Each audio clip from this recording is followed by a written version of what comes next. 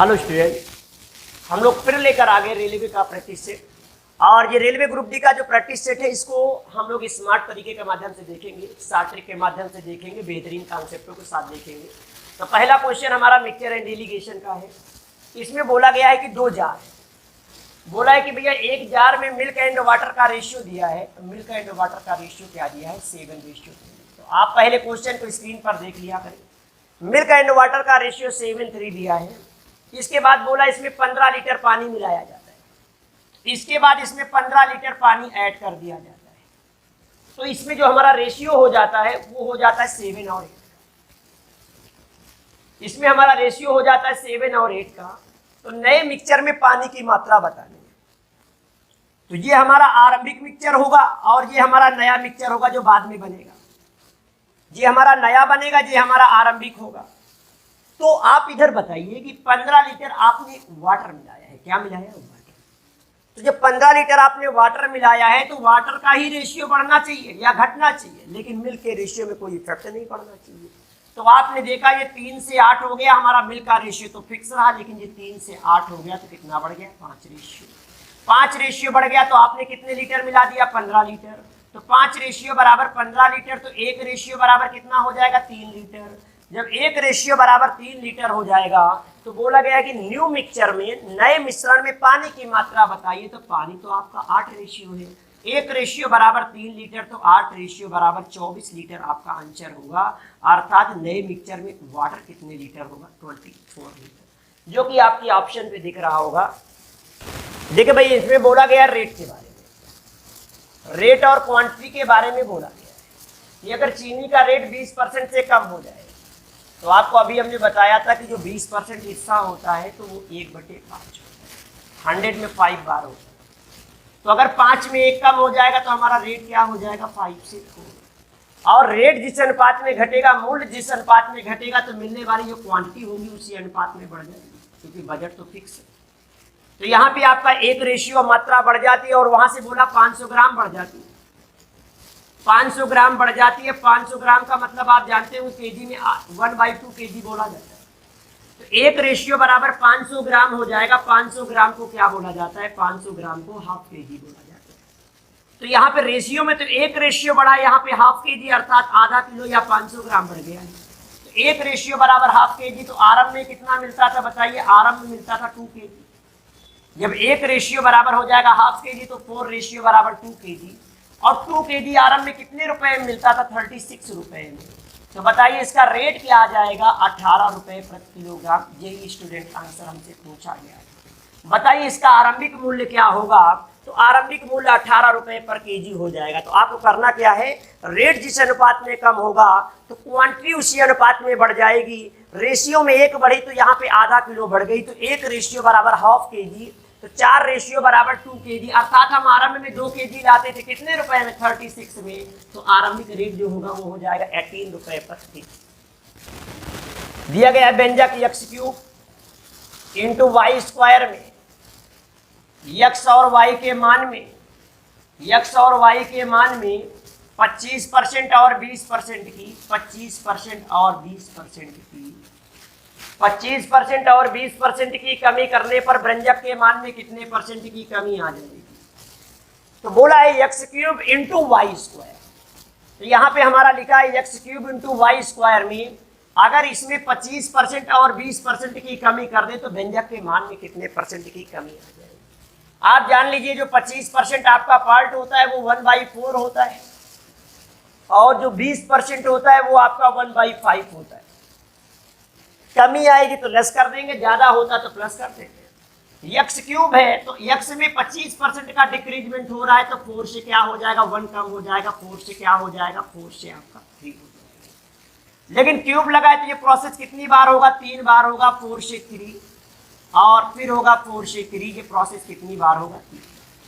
लेकिन बोला है y के मान में 20% की कमी आएगी, 1/5 पार्ट होता है, कम होगा तो 5 से क्या हो जाएगा? 4 और फिर क्या होगा? 5 से 4। तो आपका स्क्वायर लगाए तो ये प्रोसेस 2 बार होगा और यहाँ क्यूब लगाए तो ये प्रोसेस 3 बार होगा। तो आप देखिए भाई, वैल्यू यहाँ से यहाँ आ गई तो वैल्यू कितना कम हुई? तो पहले आप जो डिवाइड हो तो डिवाइड कर लीजिए। 4 से 4, 4 से 4 डिवाइड हो गया।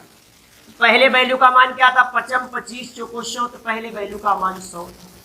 अब कितना बचा बोलो, 3 3 9 3 27, अब हो गया 27। तो हमसे बोला ये गया है कि बताइए वैल्यू के मान में, व्यंजक के मान में कितने परसेंट की कमी आई। जो वैल्यू 100 हुआ करती थी आज 27 बची, तो बताओ कितना कम हो गई, 73 कम हो गई। किसमें, 100 में। अब गुणे 100 करेंगे तो वैल्यू के मान में 73% की कमी है। ये आपका आंसर है। अर्थात व्यंजक का मान कितने परसेंट से कम हो जाएगा, 73% से कम हो जाएगा। देखिए आय में दो चीजें होती है, आय में बचत भी होती है और खर्च भी होता है। तो इन्होंने बोला है कि हमारी जो इनकम है वो 13,500 रुपए है। इनकम जो है वो 13,500 रुपए है और जिसमें ये खर्च कितना कर देते हैं, 9,000 रुपए खर्च कर देते हैं, 9,000 रुपए। तो बताइए 13,500 में 9,000 खर्च कर देंगे तो सेविंग कितने की होती होगी, 45। तो इसमें पहले हम लोग रेशियो बनाएंगे 0 0 0 0 0 0, फिर 15 से काटिए तो 15 से ये 9 बार कटेगा और यहाँ पे क्या हो जाएगा, 15 से ये 3 बार कटेगा और 15 से ये 6 बार। और भी डिवाइड किया जा सकता है 3 से और डिवाइड करेंगे तो यहाँ बचेगा 1, यहाँ बचेगा 2, यहाँ बचेगा 3।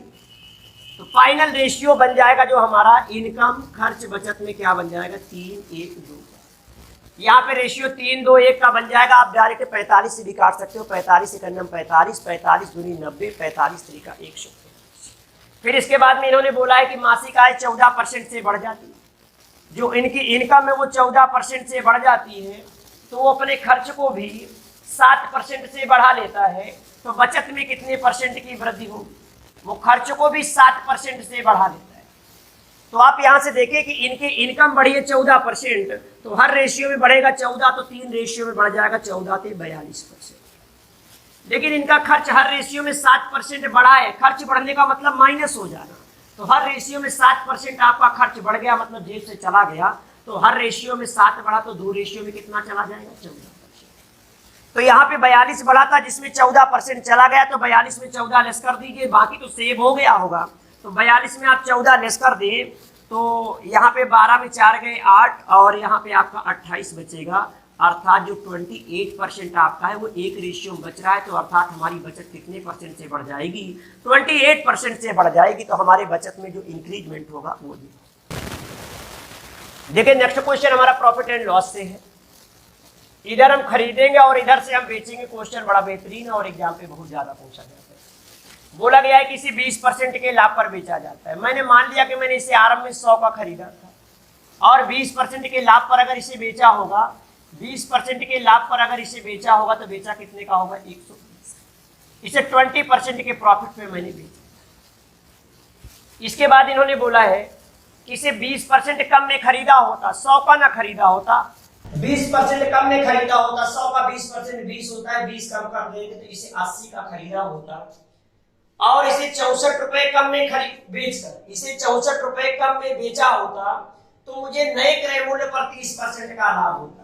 कहता है इधर हम 64 रुपए कम में बेचे होते, अगर इसे बेचने की बात इधर है ना, तो हमें 30% का लाभ होता नए क्रय मूल्य पर। तो नया क्रय मूल्य तो ये है, तो नया क्रय मूल्य ये है, तो बताइए 80 का 30% 24 हो जाएगा।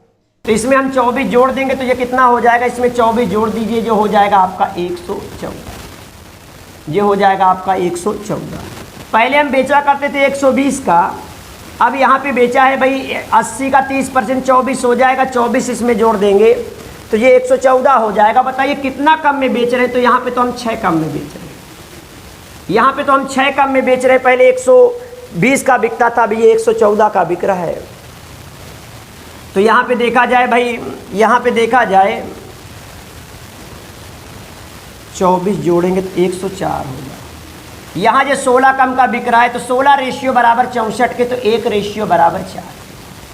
जब 1 रेशियो बराबर 4 के हो जाएगा तो 100 रेशियो बराबर क्या हो जाएगा, 400। तो एक बार और रिमाइंड करवा दें, 20% का लाभ 120 का बेचा, 20% कम में खरीदा होता तो 80 का खरीदा होता। बेचने में बोल रहे हैं हम 64 का कम में बेचे होते तो नए क्रय मूल्य पर 30% का लाभ होता।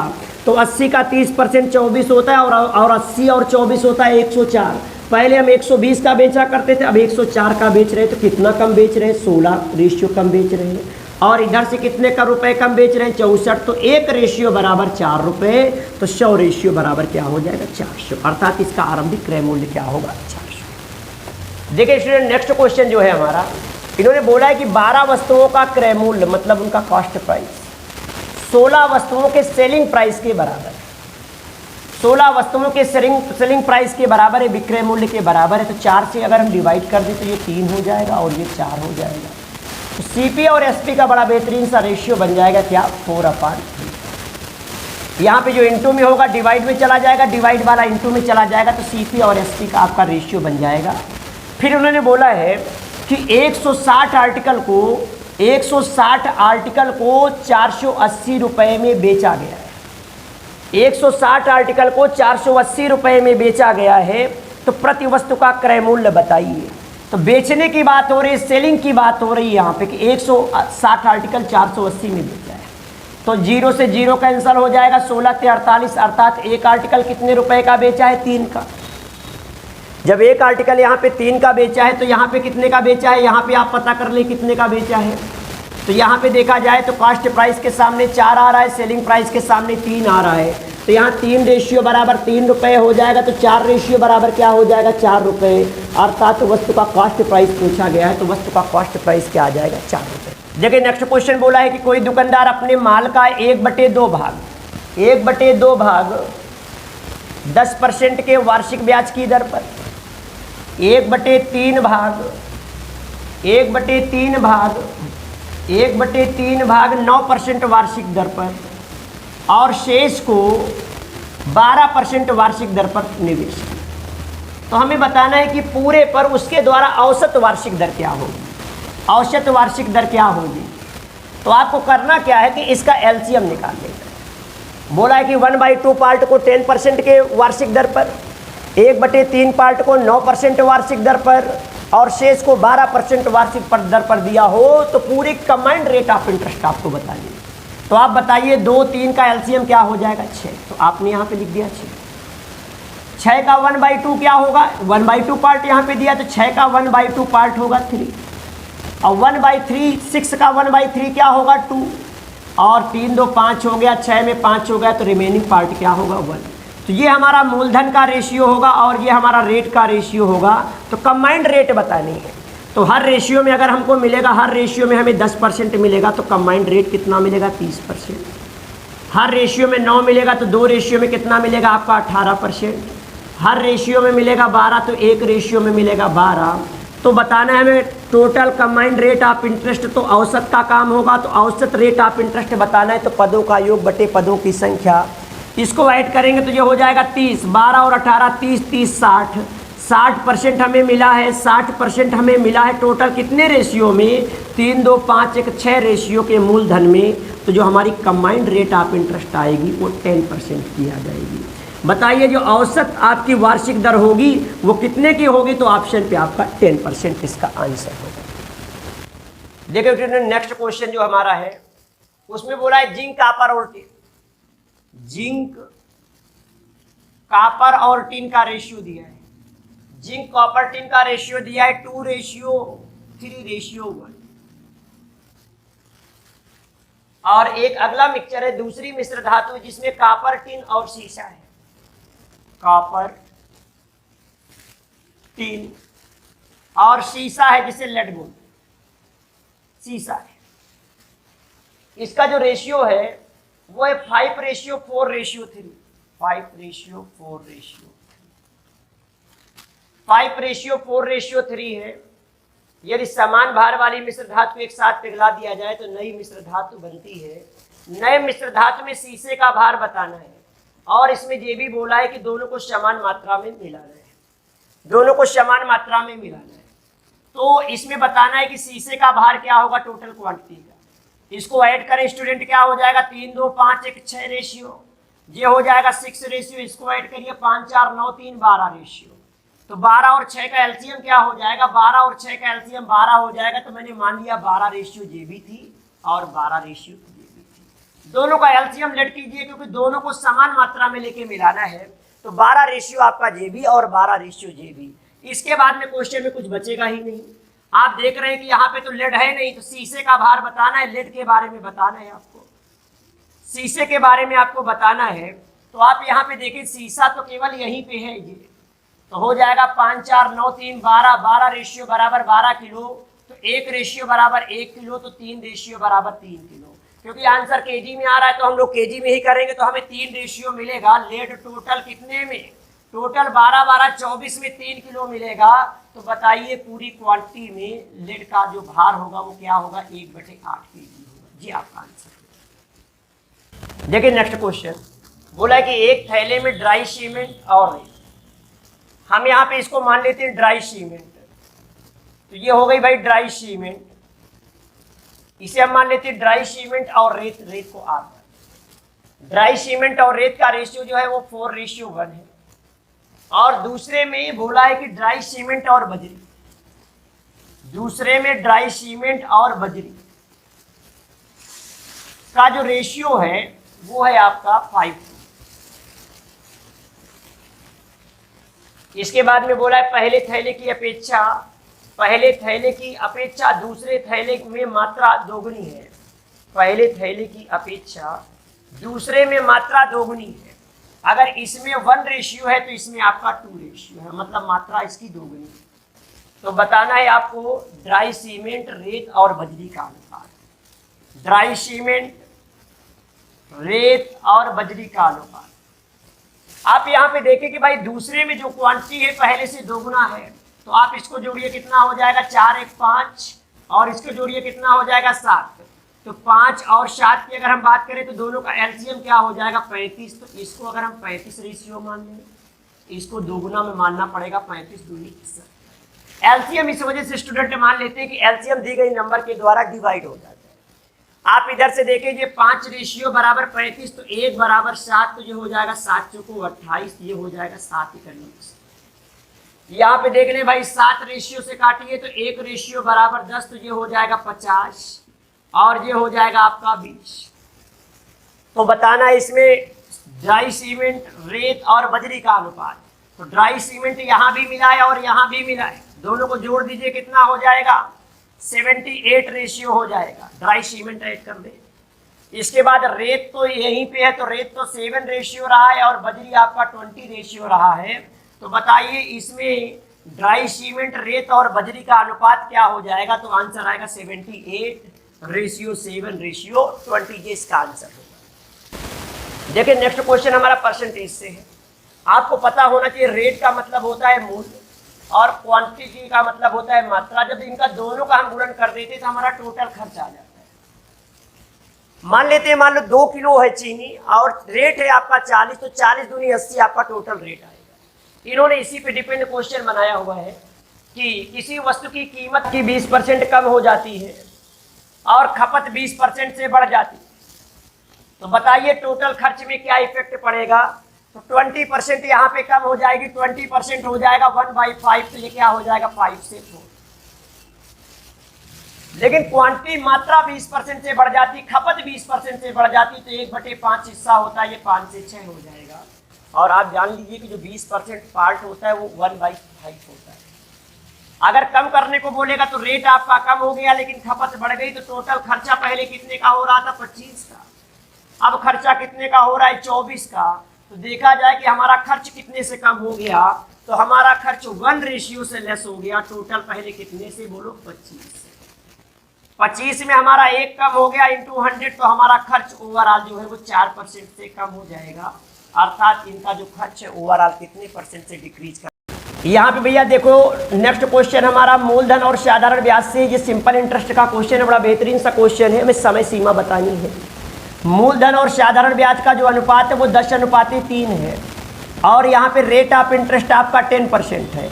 तो बताना है हमें समय सीमा क्या होगी, तो समय सीमा बतानी है आपकी। तो आप जानिए कि मैथमेटिक्स में जो मूलधन होता है वो 100% के बराबर होता है। मैथमेटिक्स में जो मूलधन होता है वो 100% के बराबर होता है। तो यहाँ पे मूलधन है, कितना भी रेशियो आपका हो, 1 लाख 2 लाख 20 लाख, वो 100% है आपके लिए।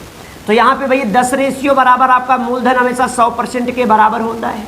तो 10 रेशियो बराबर 100% होगा, तो 1 रेशियो बराबर होगा 10%। जब 1 रेशियो बराबर 10% तो आपको इंटरेस्ट कितने रेशियो का मिला है? 3 रेशियो का। तो 3 रेशियो बराबर 30% का इंटरेस्ट मिला है। और साधारण ब्याज में कभी ब्याज के ऊपर ब्याज तो मिलता नहीं, तो आप 30% पाएँ। यहाँ पे दर क्या दी है? 10%, अर्थात हर साल 10% मिलता है। और यहाँ पे आप कितना पा चुके हैं? 30%। तो कितने साल में आप 30% पाए होंगे? 1 साल में आपको 10% मिलता है।